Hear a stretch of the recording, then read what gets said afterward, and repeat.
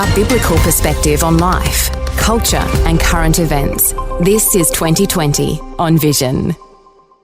Love to check in with Mandy Worby on a Wednesday and talk through some of the things that have been going on, the news that's been coming out of Israel and getting Christian response to some of those thoughts, because there is so much activity going on by way of propaganda on every side. How do you make sense of these sorts of things as a Christian? Mandy, welcome back to 2020. Hi, it's nice to be with you now.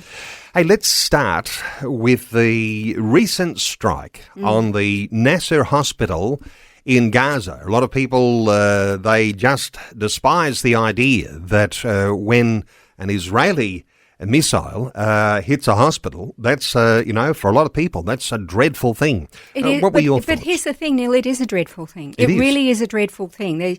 There's no way around this. But the question has to be asked, was it deliberate? Was it malicious? And were they targeting civilians? There's a difference between targeting civilians, like Hamas does, or whether it was an accident or whether there was an underlying situation. An investigation is now underway. We'll learn more.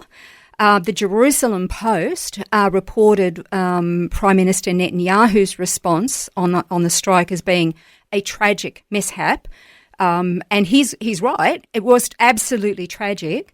The report is that about 20 people have been killed. That was the last number I heard, and the claim is that 5 journalists were included in that number.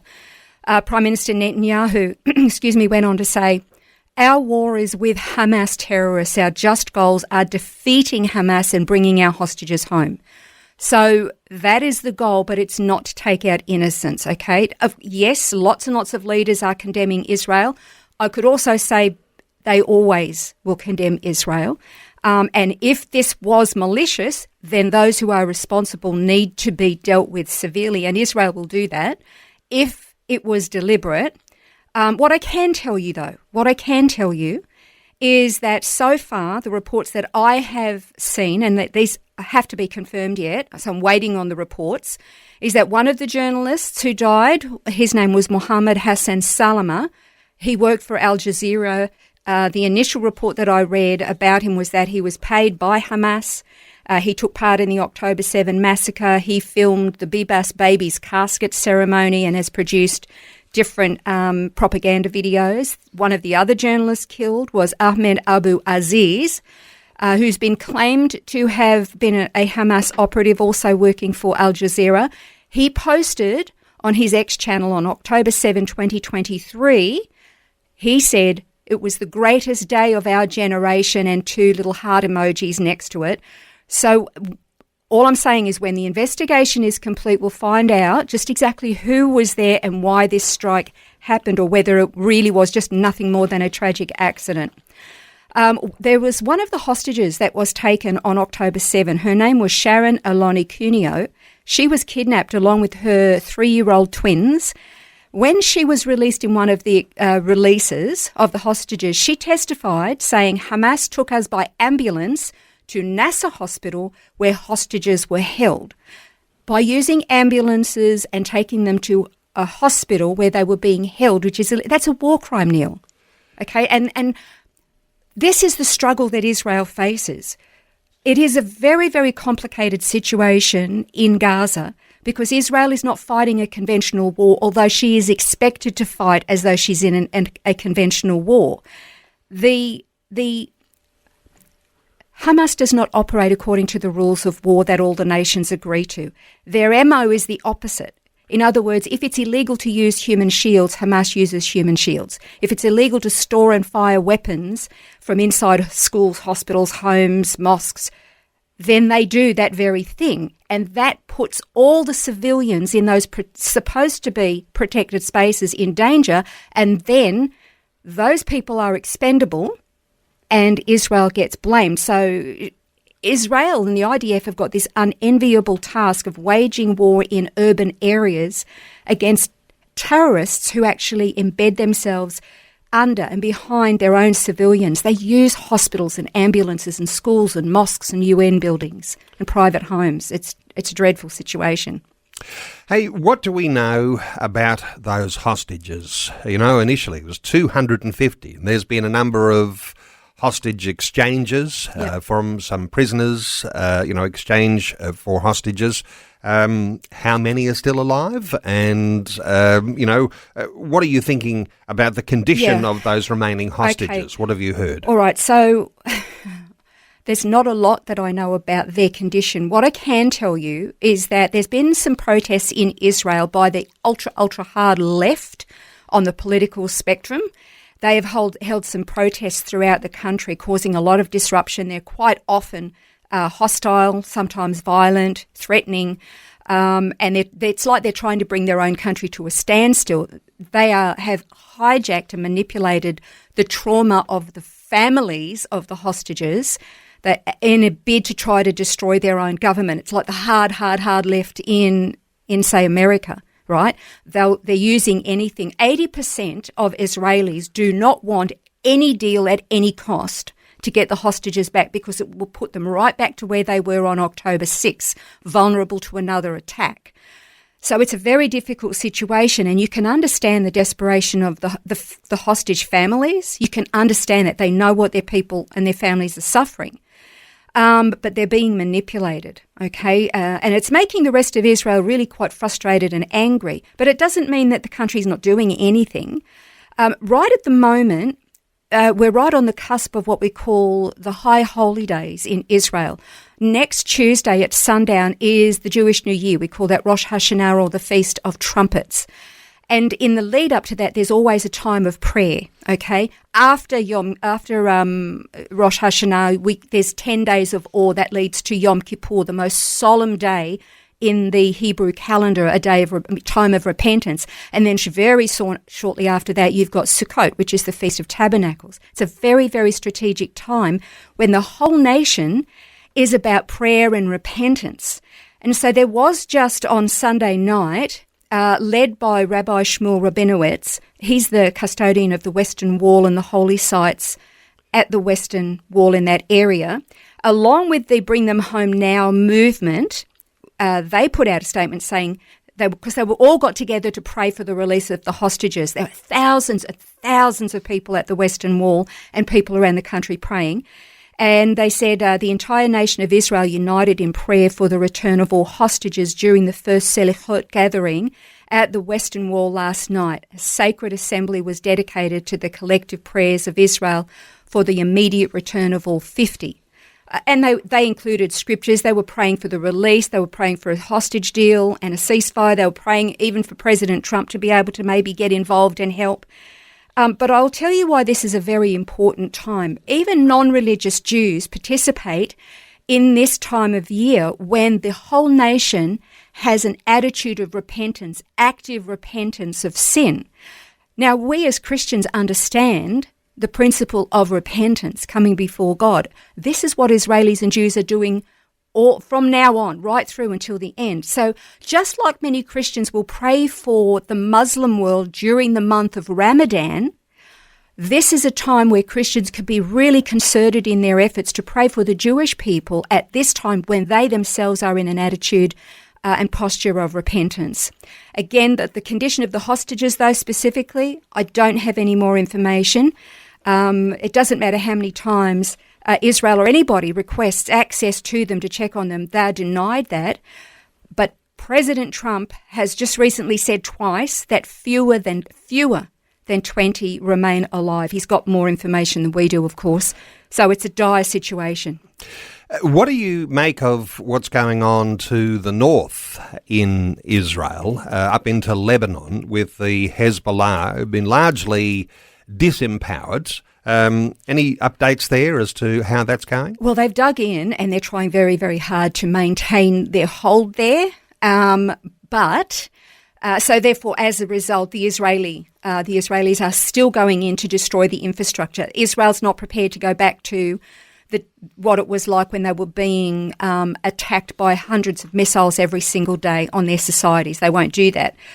But the Lebanese government has proposed this plan to have the plan itself in place by August 31. So that's less than a week away, 5 days or something, to disarm Hezbollah. Okay, the US envoy there, Thomas Barak, he indicated that the plan was aimed at persuading Hezbollah to disarm, which a lot of people think that's not going to work because their ideology says they have to continue. That was the whole reason Hezbollah was established, was to wipe Israel out.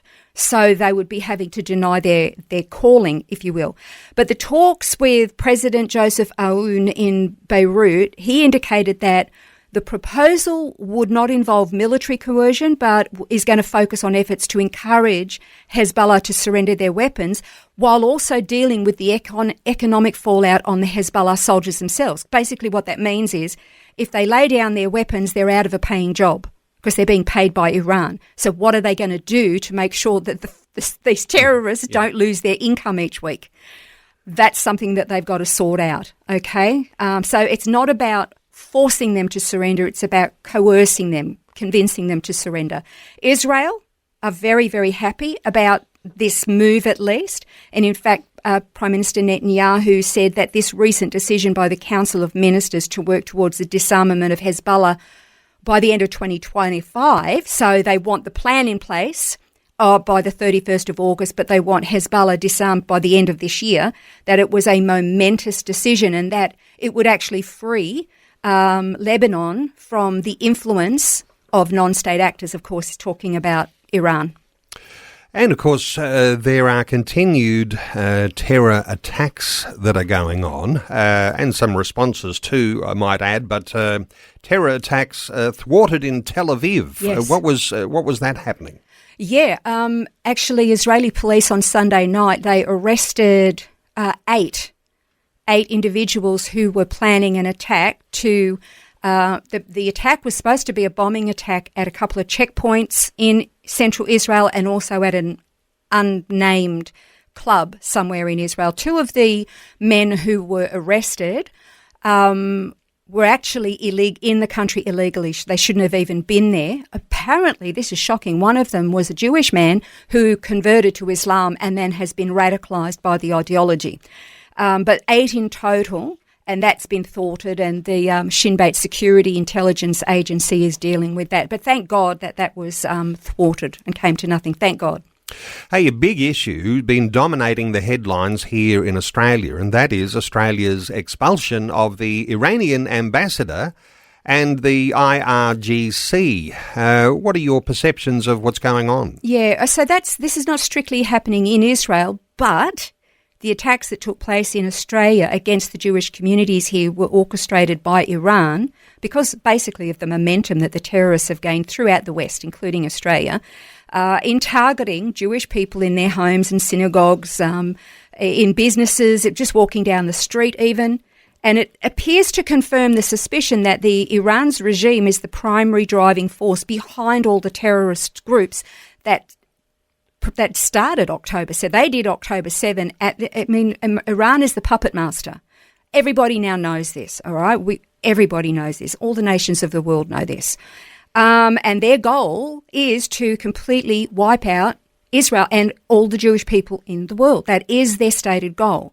So expelling the Iranian ambassador and declaring the IRGC to be a terrorist organisation, it's a very in-your-face kind of declaration for this terrorist regime. We don't want this in our country, and that's a good thing, but it's going to have some fallout for Australians here and abroad.